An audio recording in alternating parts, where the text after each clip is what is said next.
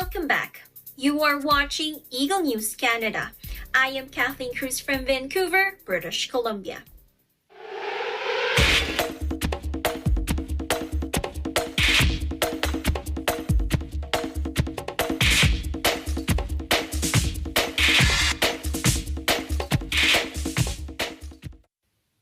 In British Columbia, the top track and field athletes took to the Harry Jerome Classic in a crucial Olympic qualifying event. Eagle News correspondent Zolti Horvat has the details. In the first live event in British Columbia since the COVID-19 pandemic began, Olympic hopefuls competed to earn a coveted spot on the Canadian Tokyo 2020 track and field team. Due to travel restrictions still in place around Canada, 9 qualification events were held around the country, with only the best of the best earning a spot on the Olympic team. The all-day event held at Burnaby's Swangard Stadium had all the excitement of an Olympic trial, even though fans of the athletes were not allowed inside. The day started with 3-time Olympian Mike Mason in the high jump, where he tied his personal best and hit a season high of 2.3 meters.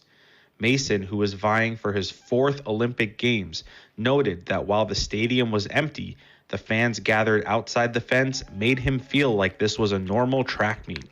It didn't feel empty today at all. We've had some Jeromes where there certainly been more people, but with everyone along the fence, it felt like I was jumping in a stadium today. People were cheering. Just felt like a meet. It felt good. Mason, who turns 35 in September, competed against 3 young up-and-comers in the high jump and said he was impressed by their skill and was happy to have some competition. And it's good to see those young guys, and some of them have some really good marks, and I'm sure they'll go on to do some really impressive things. Mason, who was only 3 centimeters from earning an automatic spot on the Canadian Olympic team, will now head to Montreal on June 24th to 27th to compete in the final Olympic trial event in Canada. As the day went on, more and more impressive times were had on the track. One of the more impressive, though, was that of Canadian racewalker Evan Dunphy.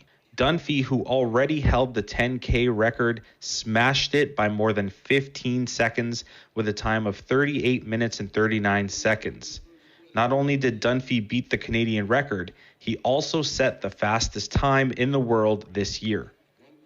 Training's been going really well. I knew I had a 5K time trial last week on my own, went 19:15, so I was like, okay, I know it's in the cards, I know I'm fit, so let's just give it a crack. And so I put it out there this morning. I just said, I'm just gonna lay my cards on the table. I'm telling people I'm going for it, give myself that little no outs, just put it on the books and see what happens. So it was a lot of fun to just call my shot.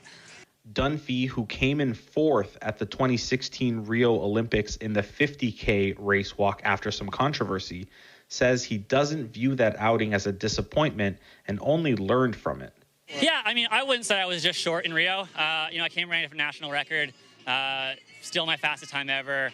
It was in a race I was incredibly proud of. 4th place is still 4th place. It's amazing. Obviously that medal is something that you put on the back burner or in the back of your mind, and you're always pushing towards. I want to be the best in the world. I started race walking when I was 10 years old because I wanted to be the best in the world at something, and that's always been the pursuit. That's always been the goal. So this is no different. I want to be the best in the world, but more importantly, I just want to be the best that I can be, and whatever that position is at the end of the day, I'm going to be happy with knowing I left it all out there.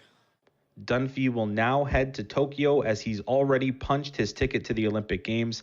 As for what he has left to do to prepare, I've done all the hard work. We're getting so close now that a lot of it is just ticking those last final boxes. So it's been about 10,000 K of training since my last 50K race.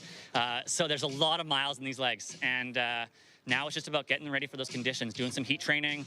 I'm going to the altitude tent on Monday, so I'll be sleeping at 3,000 meters altitude, getting those last little pieces put together. It's a different year, obviously. I won't be going to my normal altitude training camp. I won't have my normal teammates around me pushing me, so it's different, but we still got the tools at our disposal to do everything we need to do. So yeah, just that we're in that final putting those last little pieces of the puzzle together. The Olympic Games will be held in Tokyo, Japan, beginning July 23rd. In Vancouver, BC, I'm Jolty Horvath. Eagle News, we live in interesting times.